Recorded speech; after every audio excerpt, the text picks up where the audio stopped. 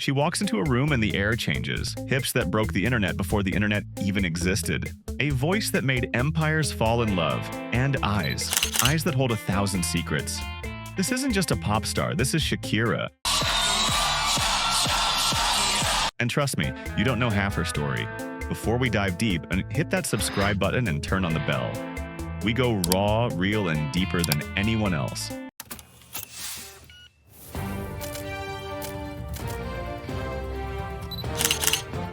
Now, sit back.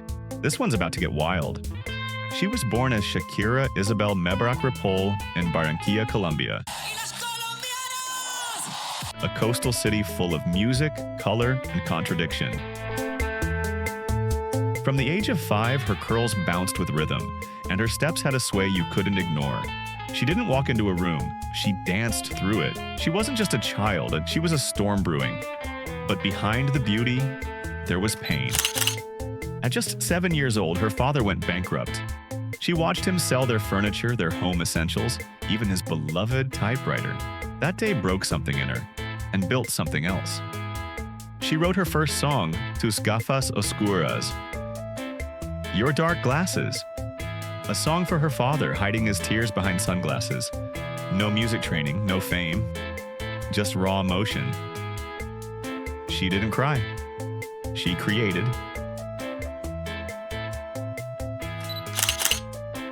By 13, she signed her first record deal with Sony Music Colombia.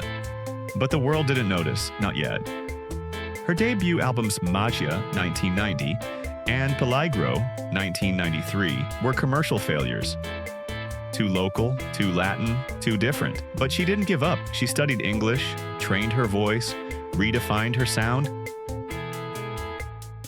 Then came Pies Descalzos, 1995, her breakthrough. It wasn't just music, it was rebellion in melody form. Songs like Estoy Aquí weren't just hits, they were cultural earthquakes. Then came Donde Están los Ladrones, 1998, an album that made her a household name across Latin America.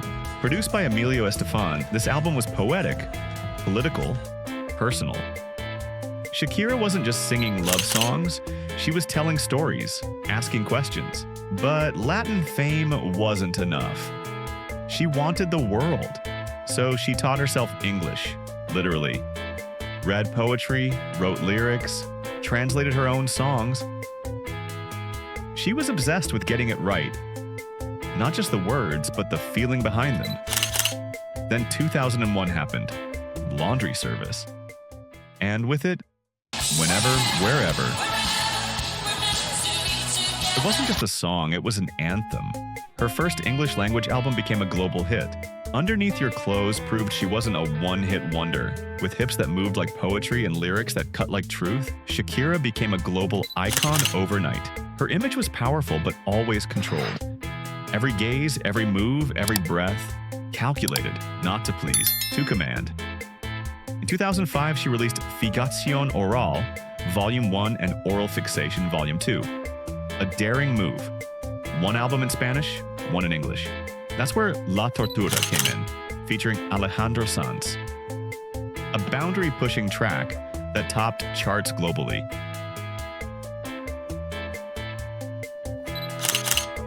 Then, Hips Don't Lie, arguably one of the most recognizable songs in the 2000s, made her the first South American artist to reach #1 on the Billboard Hot 100. She wasn't just a pop star anymore.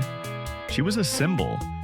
And while the world watched her hips, Shakira built empires behind the scenes.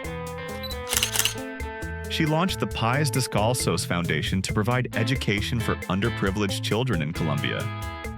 She spoke at global forums, partnered with UNICEF, and never forgot where she came from. In 2010, Shakira took the world stage, literally. She performed the official anthem of the FIFA World Cup, Waka Waka, This time for Africa. This Time for Africa. It became the tournament's most iconic anthem ever. The music video, over 3 billion views. That's not fame, that's history. Her next album, Sale el Sol, 2010, was a return to her Latin roots. More emotional, more acoustic, and still wildly successful. But amidst the music came love.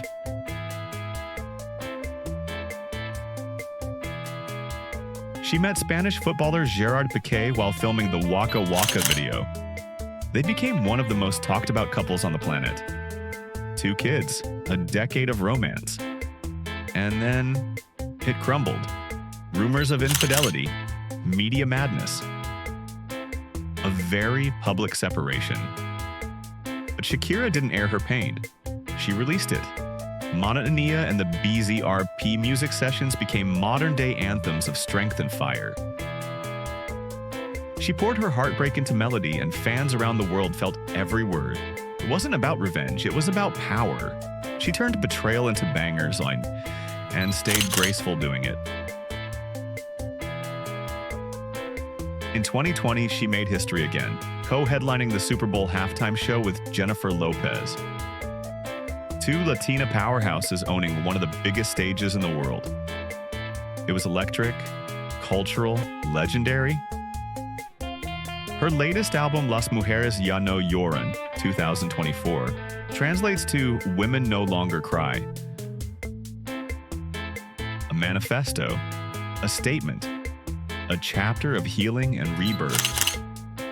She didn't just sing, and she declared.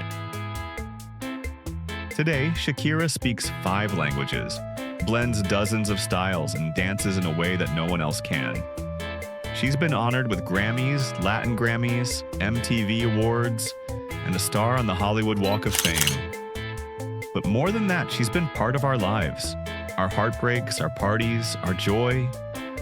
And through it all, in the spotlight, the scandals, the songs, she stayed true to one thing, her rhythm. She's not done. Not even close. So next time you hear those hips don't lie, no, it's not just about dancing. It's about survival. It's about owning your story. It's about turning every fall into fire.